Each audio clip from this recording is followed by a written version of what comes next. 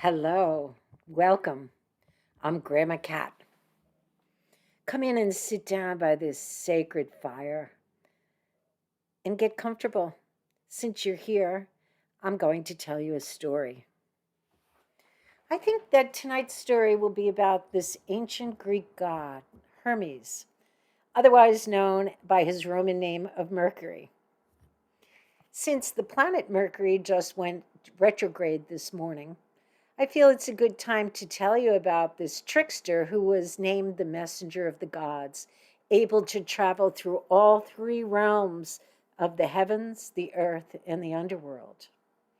While there are many stories of Hermes, I think I'll tell you about the story of his birth because this one story shows his cleverness and his ingenuity and his thievery. It's all on display from the moment of his birth. And since we astrologers associate Mercury with the mind, this is a wonderful story to show you a thing about how the mind can be a trickster. And it has the power to either help us or trick us. So sit back and get comfortable, and I'll tell you the story about the birth of Hermes the thief.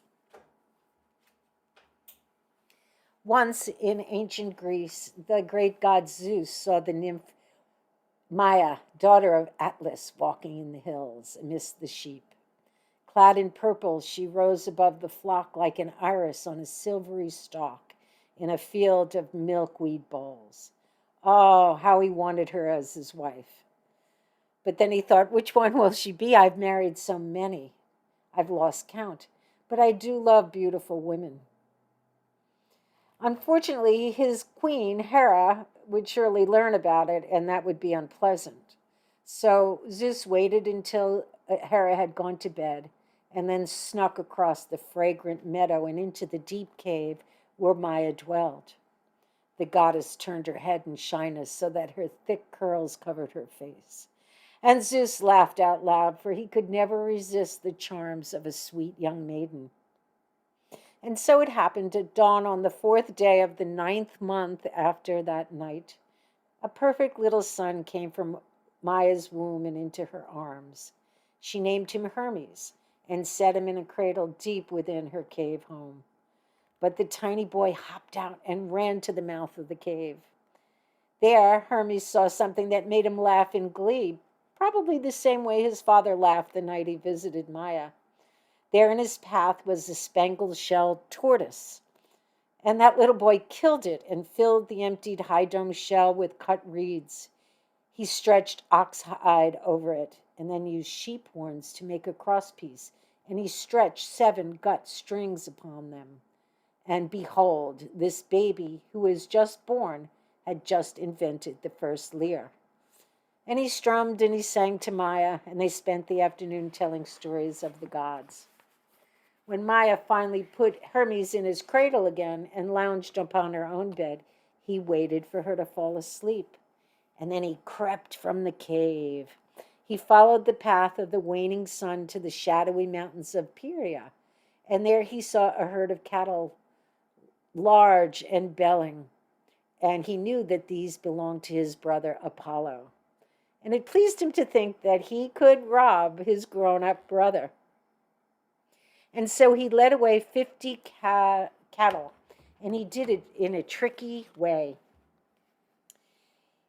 He gathered together fallen oak bark, and he tied them with plaited grass on the feet of the cows, and then led them off backwards so that there was no way that anyone could figure out where they had gone and where they had come from. And then at a wooded spot, Hermes rubbed sticks together, and he invented fire, and he set a tree ablaze. He killed 2 longhorn cows and roasted them, and offered their meat up to the gods, keeping a 12th portion for himself. And then he went stealthily back into his mother's cave, moving like an autumn breeze. He climbed back into his cradle and wrapped the swaddling clothes around his shoulders. But Maia woke up and sensed the trick immediately, as all mothers can do. She called him out on it and said, "You are a knave." But little Hermes just grinned, and he vowed to steal whatever he wanted, whenever he wanted. Well, an old farmer had seen him go by with his cows, and when Apollo came looking for them, this old farmer told him who had taken it. And so the god stomped up to that cave. Now, Hermes was in the cradle pretending to be asleep, but Apollo still demanded to know where the cattle were. Hermes was all innocence, and he asked, "How can a newborn baby with soft, soft feet steal the cattle of the great Apollo?" Imagine the public shame if it were true. But it's not. Well, Apollo stared at this little imp, and he had to burst out into laughter. "You crafty little liar. Lead me to my cattle." But little Hermes swore, "I swear I stole nothing." Well, in a rage, Apollo picked up Hermes, who, as a baby will often do, let out a loud fart right in his hand. Surprised, Apollo dropped him. But then he picked him up again and tucked him under his arm and carried him up to Mount Olympus to demand judgment from Zeus, the king of the gods. Now, Zeus hated to think that his little son was a thief, and Hermes still denied it all. But being the king of the gods, Zeus saw through the deceit and told them, both of his sons, to join forces and bring those cattle home. Well, Apollo was furious, and he tied Hermes up so he couldn't steal anything else. But that invincible little baby broke through the ropes. But when Apollo's voice flashed out and his eyes looked at him, it finally convinced Hermes that, this problem wasn't going to disappear on its own. And besides, Apollo was just awesome in his anger, and Hermes wanted all the gods, but especially his brother Apollo, to love him. So he went into the cave and he took his turtle shell lyre and played so enchantingly, flowers bent towards him. And because Apollo loved music, he offered him the lyre as a peace offering. And Apollo played much better than Hermes, so well that even the rocks tumbled down from the precipices to get closer to the music. Well, the two brothers, they vowed loyalty to each other, and Apollo gave Hermes 3 winged maidens who could foretell the future as a token of his friendship. And because they had made peace, Father Zeus decided that he would make Hermes his herald. Hermes said, "I will be responsible for the safety of all divine property and never tell lies, though I can't promise to always tell you the whole truth."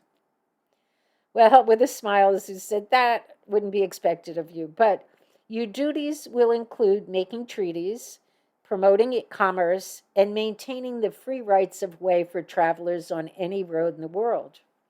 When Hermes agreed to these conditions, Zeus gave him a herald's staff with white ribbons, which everyone in heaven, on earth, and in the underworld was ordered to respect.